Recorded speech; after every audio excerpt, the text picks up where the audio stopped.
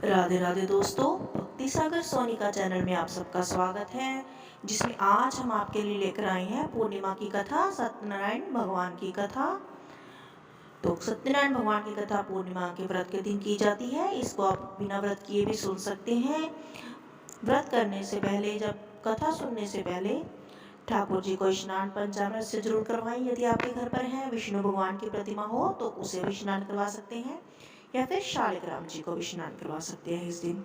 तो आइए कथा शुरू करते हैं। जय श्री कृष्ण, जय श्री राधे। श्रीमन्नारायण नारायण नारायण, हरि भज नारायण नारायण नारायण, श्री भज नारायण नारायण नारायण। बोल श्री सत्यनारायण भगवान की जय।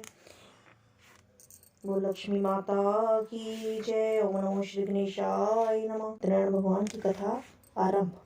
एक समय नैमिषारण्य तीर्थ में शौनकादि 88,000 ऋषियों ने श्री सूत जी से पूछा, हे प्रभु, इस कल युग में वेद विद्या है तो मनुष्य को प्रभु भक्ति किस प्रकार मिलेगी तथा उनका उद्धार कैसे होगा। हे मुनि श्रेष्ठ, कोई ऐसा तप कहिए जिसमें थोड़े समय में पुण्य प्राप्त होवे तथा मनवांछित फल मिले। वह कथा सुनने की हमारी इच्छा है। सर्वशास्त्र ज्ञाता श्री सूत जी बोले, हे वैष्णवों, मैं पूज्य आप सब ने प्राणियों के हित की बात पूछी है। अब मैं उस श्रेष्ठ व्रत को आप लोगों से कहूंगा जिस व्रत को नारद जी ने लक्ष्मी नारायण जी से पूछा था और श्री लक्ष्मीपति ने मुनि श्रेष्ठ नारद जी से कहा था, सो ध्यान से सुने। प्रथम अध्याय आरंभ। एक समय योगी राज नारद जी दूसरों के हित की इच्छा से अनेक लोकों में घूमते हुए मृत्यु लोक में आ पहुंचे। यहाँ अनेक योनियों में जन्मे हुए प्राय सभी मनुष्यों को अपने कर्मों द्वारा अनेकों दुखों से पीड़ित देखकर सोचा, किसी यत्न के करने से निश्चय ही मानवों के दुखों का नाश हो सकेगा। ऐसा मन में सोचकर विष्णु लोक को गए। वहां श्वेत वर्ण और 4 भुजाओं वाले देवों के नारायण का, जिनके हाथ में शंख चक्र गदा पद्म थे तथा वरमाला पहने हुए थे, देखकर स्तुति करने लगे कि हे भगवान, आप अत्यंत शक्ति से संपन्न हैं। मन तथा वाणी भी आपको पास पा नहीं सकती। आपका आदि मध्य अंत नहीं है। आप निर्गुण स्वरूप सृष्टि के कारण भक्तों के दुखों को नष्ट करने वाले हो। आपको मेरा नमस्कार है। नारद जी से इस प्रकार की स्तुति सुनकर विष्णु भगवान बोले, हे मुनि श्रेष्ठ, आपके मन में क्या है? आपका किस काम के लिए आगमन हुआ है? निसंकोच कहो। तब नारद जी बोले, मृत्यु लोक में सब मनुष्य जो अनेक योनियों में पैदा हुए हैं, अपने अपने कर्मों के द्वारा अनेक प्रकार के दुखों से दुखी हो रहे हैं। नाथ, मुझ पर दया करो। बताओ कि मनुष्यों के सब दुख थोड़े से प्रयत्न से कैसे दूर हो सकते हैं। प्रभु श्री भगवान जी बोले, हे नारद, मनुष्यों की भलाई के लिए तुमने बहुत ही अच्छी बात पूछ ली। जिस काम के करने से मनुष्य मोह से छूट जाता है, मैं वह कहता हूँ। सुनो, पुण्य देने वाला स्वर्ग तथा मृत्यु लोक दोनों में दुर्लभ एक उत्तम व्रत है। आज मैं प्रेमवश होकर तुमसे कहता हूँ, श्री सत्यनारायण भगवान का यह व्रत अच्छी तरह विधि विधान पूर्वक मनुष्य तुरंत ही जो करता है, यहाँ सुख भोग कर मरने में मोक्ष को प्राप्त होता है। श्री भगवान के वचन सुनकर नारद जी बोले, किस व्रत का क्या फल है प्रभु? क्या विधान है? किसने यह व्रत किया था और किस दिन यह व्रत करना चाहिए? सो विस्तार से कहो। भगवान बोले, दुख शोक आदि को दुख करने वाला, धन धान्य को बढ़ाने वाला, सौभाग्य तथा संतान को देने वाला, यह व्रत सब स्थानों पर विजय करने वाला है। भक्ति और श्रद्धा के साथ किसी भी दिन मनुष्य भी श्री सत्यनारायण की शाम का समय ब्राह्मणों और बंधुओं के साथ धर्मपरायण होकर पूजा करे, अर्थात सत्यनारायण भगवान की कथा कहने के लिए कोई भी दिन हो सकता है, कोई भी समय हो सकता है। शाम के समय किसी भी दिन किसी भी बार हम इस सत्यनारायण भगवान की कथा को कह सकते हैं। भक्ति भाव से नैवेद्य केले का फल, घी, दूध और गेहूं का चूर्ण सवाया लेवें। गेहूं के भाव में साठी का चूर्ण, शक्कर तथा गुड़ लें और सब भक्षण योग्य पदार्थ जमा करके भगवान को अर्पण करें तथा बंधु बांधवों से ब्राह्मणों को भोजन करावें। पश्चात स्वयं भोजन करें। नृत्य गीत आदि का आचरण कर श्री सत्यनारायण भगवान का स्मरण करता हुआ समय व्यतीत करें। इस व्रत करने पर मनुष्य को इच्छा निश्चय पूरी होती है। विशेषकर कलिकाल में मृत्यु लोक में यह मोक्ष को सरल उपाय है। अतः श्री सत्यनारायण व्रत कथा प्रथम अध्याय संपूर्णम। श्रीमन्नारायण नारायण नारायण। दूसरा अध्याय। सूत जी बोले, हे ऋषियों, जिसने पहले समय में इस व्रत को किया उसका इतिहास कहता हूँ, ध्यान से सुनो। सुंदर काशीपुरी नगरी में एक अत्यंत निर्धन ब्राह्मण रहता था। वह भूख प्यास से बेचैन हुआ पृथ्वी पर घूमता था। ब्राह्मणों से प्रेम करने वाले भगवान ने ब्राह्मण का रूप धारण कर उसके पास जाकर आदर के साथ पूछा, है विप्रे, नित्य दुखी हुआ पृथ्वी पर क्यों घूमता है? श्रेष्ठ ब्राह्मण बोला, मैं निर्धन हूँ, भिक्षा के लिए पृथ्वी पर फिरता हूँ। हे भगवान, यदि आप इसका उपाय जानते हो तो कृपा करके कहो।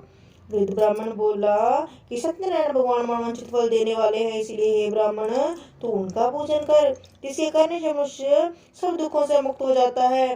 ब्राह्मण को व्रत का पूरा सारा विधान बतलाकर बूढ़ा ब्राह्मण का रूप धारण करने वाले श्री सत्यनारायण भगवान अंतर ध्यान हो गए। बोल सत्यनारायण भगवान की जय। जिस व्रत को वृद्ध ब्राह्मण ने बतलाया है मैं जरूर करूंगा, या निश्चय करने पर उसे रात में नींद नहीं आई। वह सवेरे उठकर सत्यनारायण भगवान के व्रत का निश्चय कर भिक्षा लेने के लिए चला गया। उस दिन उसको भिक्षा में बहुत धन मिला, जिससे बंधु बांधवों के साथ उसने श्री सत्यनारायण भगवान का भजन किया तथा की व्रत किया। इसके करने से वह विप्र सब दुखों को छोड़कर अनेक प्रकार की संपत्तियों से युक्त हुआ। उस समय से वह विप्र हर मास व्रत करने लगा। इस तरह सत्यनारायण भगवान के व्रत को जो करेगा वह सब पापों से छूटकर मोक्ष को प्राप्त होगा।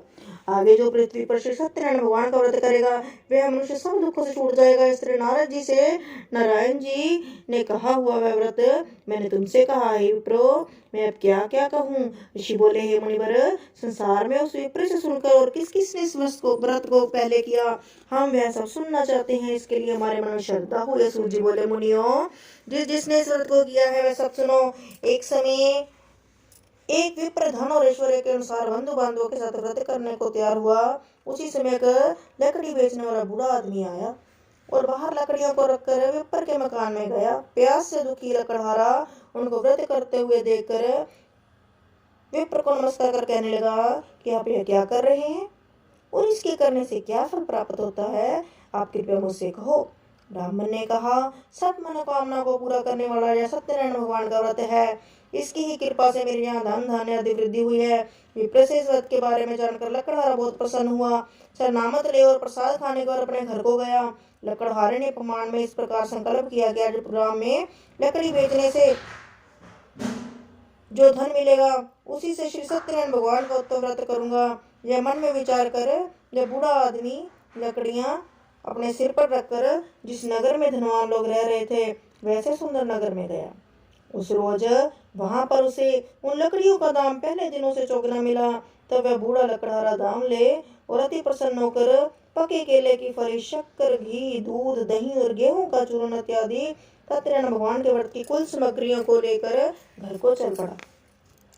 फिर उसने अपने भाइयों को बुलाकर विधि के साथ भगवान जी की पूजन की, व्रत किया। उस व्रत के प्रभाव से जब बूढ़ा लकड़हारा धन पुत्र आदि से युक्त हुआ और संसार के समस्त सुख भोग कर वैकुंठ को चला गया। बोल श्री सत्यनारायण भगवान की जय। दूसरा अध्याय संपूर्णम। श्रीमन नारायण नारायण नारायण। तीसरा अध्याय। सूत जी बोले, हे श्रेष्ठ मुनियों, अब आगे कहता हूँ। पहले समय में उल्का मुख नाम का एक बुद्धिमान राजा था। वह सत्यवक्ता और जितेंद्रिय था। प्रतिदिन देव स्थानों पर जाता तथा गरीबों को धन देकर उनको कष्ट दूर करता था। उसकी पत्नी कमल के समान मुख वाली और सती साध्वी स्त्री थी। भद्रशिला नदी के तट पर उन दोनों ने श्री सत्यनारायण भगवान का व्रत किया। उस समय वहां एक साधु वैश्य आया। उसके पास व्यापार के लिए बहुत सा धन था और राजा को व्रत करते हुए देखकर विनम्र के साथ पूछने लगा कि हे राजन, भक्ति युक्त चित्त से ये आप क्या कर रहे हैं, मेरी सुनने की इच्छा है, सो आप यह मुझे बताइए। राजा बोले, हे साधु, अपने बांधवों के साथ पुत्र आदि की प्राप्ति के लिए मैं शक्तिमान श्री सत्यनारायण भगवान का व्रत व पूजन किया जा रहा हूँ। राजा के वचन सुनकर साधु आदर से बोला, हे राजन, मुझको इसका संविधान कहो, मैं भी आपकी कथा अनुसार इस व्रत को करूंगा। मेरे भी कोई संतान नहीं है और इससे निश्चय ही होगी। राजा से सब विधान सुन व्यापार से निवृत्त हो वह नंद के साथ घर गया। साधु ने अपनी स्त्री से संतान देने वाले व्रत का वर्णन किया और कहा कि जब मेरी संतान होगी तो मैं भी इस व्रत को करूंगा। साधु ने ऐसे वचन अपनी स्त्री से लीलावती से कहे। एक दिन उसकी स्त्री लीलावती पति के साथ आनंदित हो संसारिक धर्म से प्रवृत्त होकर सत्यनारायण भगवान की कृपा से गर्भवती हो गई। 10वें महीने में एक सुंदर कन्या का जन्म हुआ। दिनों दिन यह कन्या इस तरह बढ़ने लगी जैसे शुक्ल पक्ष का चंद्रमा बढ़ता है। कन्या का नाम कलावती रखा गया। तब लीलावती ने मीठे शब्दों में अपने पति से कहा कि आपने जो संकल्प लिया था कि भगवान का व्रत करूंगा, अब आप उसे करिए। साधु बोला, हे प्रिय, इसके विवाह पर करूंगा। इस प्रकार अपनी पत्नी को आश्वासन देवा नगर को गया। कलावती पितृगृह में वृद्धि को प्राप्त हो गई। साधु ने जब नगर में सखियों के साथ अपनी पुत्री को देखा तो तुरंत ही दूत बुलाकर ताकि पुत्री के लिए कुछ योग्य वर देख कर लाओ। पुत्री विवाह योग्य हो गई है। साधु की आज्ञा पाकर दूत कंचन नगर पहुंचा और वहां पर खोज और देखभाल कर लड़की के लिए सुयोग्य वणिक पुत्र को ले आया।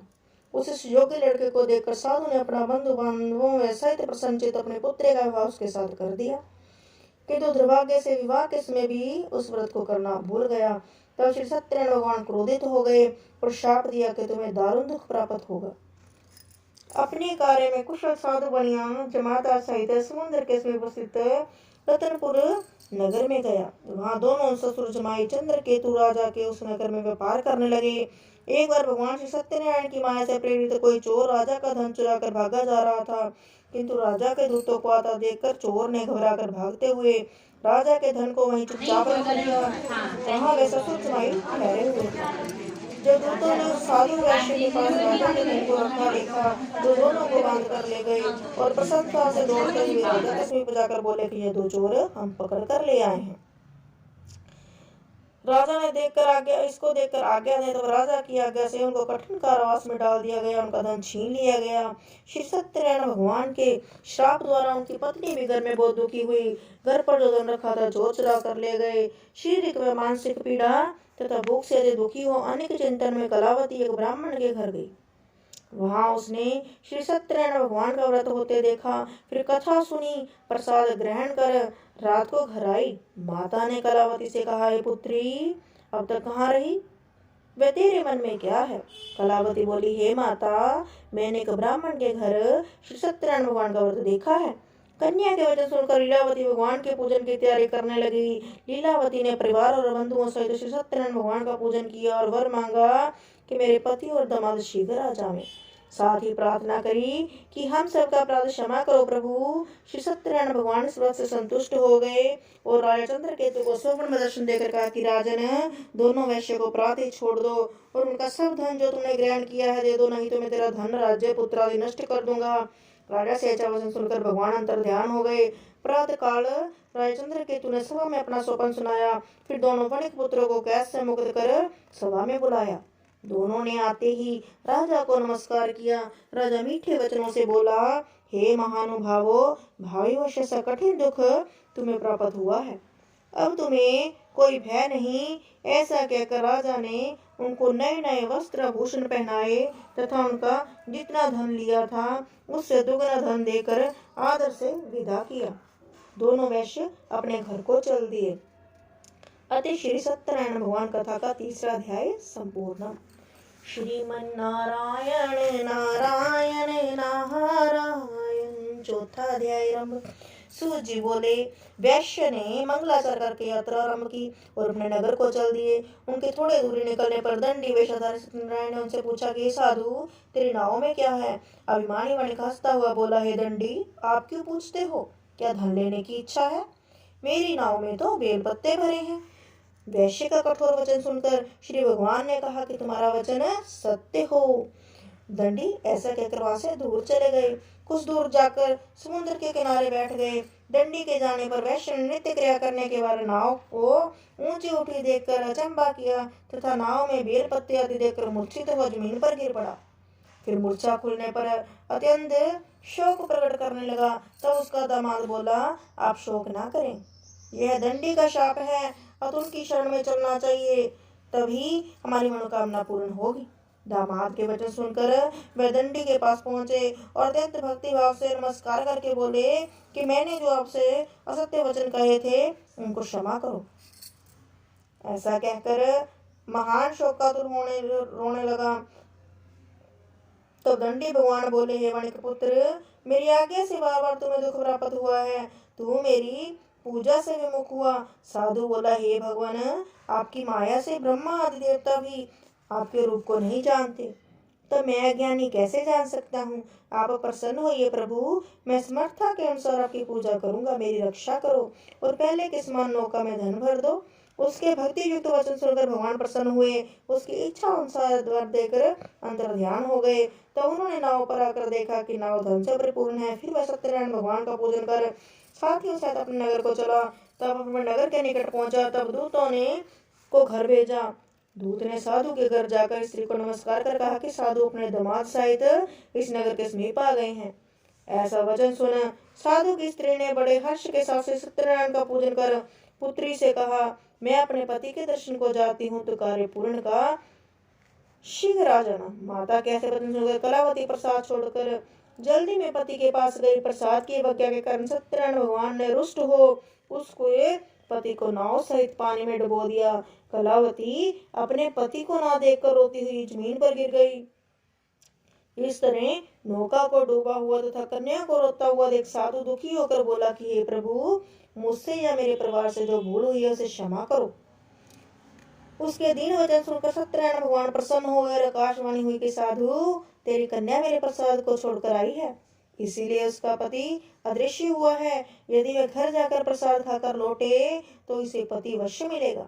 ऐसी आकाशवाणी सुनकर कलावती ने घर पहुंचकर प्रसाद खाया, फिर आकर पति के दर्शन किए। तत्पश्चात साधु ने बंधु बांधवों से सत्यनारायण भगवान का विधि पूर्वक पूजन किया।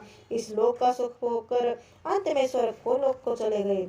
अतः श्री सत्यनारायण कथा का 4th अध्याय संपूर्णम। श्रीमन्नारायण नारायण नारायण। 5th अध्याय। सूत जी बोले, ऋषियों, मैं और भी कथा कहता हूँ, सुनो।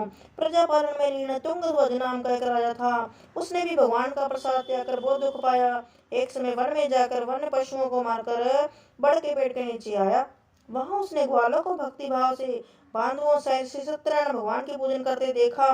पूजा देखकर भी अभिमानवश वहां नहीं गया और ना ही नमस्कार किया। जब ग्वालों ने श्री भगवान का प्रसाद उसके सामने रखा तो वह प्रसाद त्याग कर अपनी नगरी को चला गया। वहां उसने अपना सब कुछ नष्ट पाया तो वह जान गया कि यह सब भगवान ने किया है।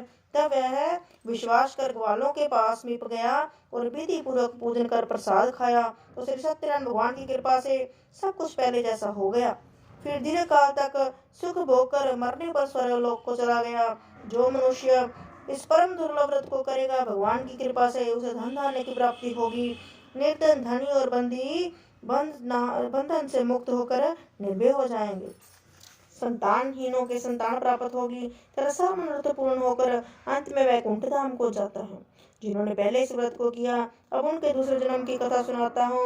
वृद्ध शतानंद ब्राह्मण ने सुदामा का जन्म लेकर मोक्ष को पाया। उनका मुख का नाम का राजा दशरथ होकर वैकुंठ को गया। साधु नाम का वैश्य ने मोरध्वज बनकर अपने पुत्र को अर्घ देकर मोक्ष को प्राप्त किया। महाराज तुंगध्वज ने स्वयं भू होकर भगवान में भक्ति मुक्त होकर कर्म और मोक्ष प्राप्त किया। अतः श्री सत्यनारायण व्रत कथा का 5th अध्याय संपूर्ण। सत्यनारायण व्रत कथा संपूर्ण। श्रीमन्नारायण नारायण नारायण। हरि भज नारायण नारायण नारायण। श्री भज नारायण नारायण नारायण। ओम जय लक्ष्मी रमणा स्वामी, जय लक्ष्मी रमणा। सत्यनारायण स्वामी जन पातक हरणा। ओम जय लक्ष्मी रमणा। रतन जड़ित सिंहासन अद्भुत छवि राजे, स्वामी अद्भुत छवि राजे। नारद करत निरंतर घंटा ध्वनि बाजे। ओम जय लक्ष्मी रमणा। प्रकट भये कलि कारण, निज को दरस दियो। बूढ़े ब्राह्मण बन कर, बूढ़े ब्राह्मण बन कर कंचन महल की ओम जय लक्ष्मी रमना। दुर्बल भील कराल इन्हें पर कृपा करी। चंद्रचूड़क राजा तिन्हें की विपत्ति हरी। ओम जय लक्ष्मी रमना। वैश्य मनोरथ पाओ शरदा तज दीनी। स्वामी शरदा तज दीनी। सोफल भोग्यो प्रभु जी फिर स्तुति कीनी। ओम जय लक्ष्मी रमना। भाव भक्ति के कारण चिन्ह चिन्ह रूप धरो। स्वामी चिन्ह चिन्ह रूप धरो। शरधा धारण कीनी तिन्हीं को काज सरो। ओम जय लक्ष्मी रमना। ग्वाल बाल संग राजा वन में भक्ति करी। स्वामी वन में भक्ति करी। मन वांछित फल दीना दीन दयाल हरि। ओम जय लक्ष्मी रमना। मन वांछित दीन दयाल हरि। चढ़त प्रसाद सवाओ कदली फल मेवा। ओम जय लक्ष्मी रमना। चढ़त प्रसाद सवाओ कदली फल मेवा। स्वामी कदली फल मेवा। धूप दीप तुलसी से राज सत्य देवा। ओम जय लक्ष्मी रमना। सत्यनारायण स्वामी की आरती जो कोई गावे। स्वामी प्रेम सहित गावे। कहत शिवानंद स्वामी कहत हरि भज स्वामी। मनवांछित फल पावे। ओम जय लक्ष्मी रमना। कथा अच्छी लगी हो तो कमेंट बॉक्स में जय श्री नारायण जरूर लिखें, शेयर करें, कमेंट करें, सब्सक्राइब करें। राधे राधे।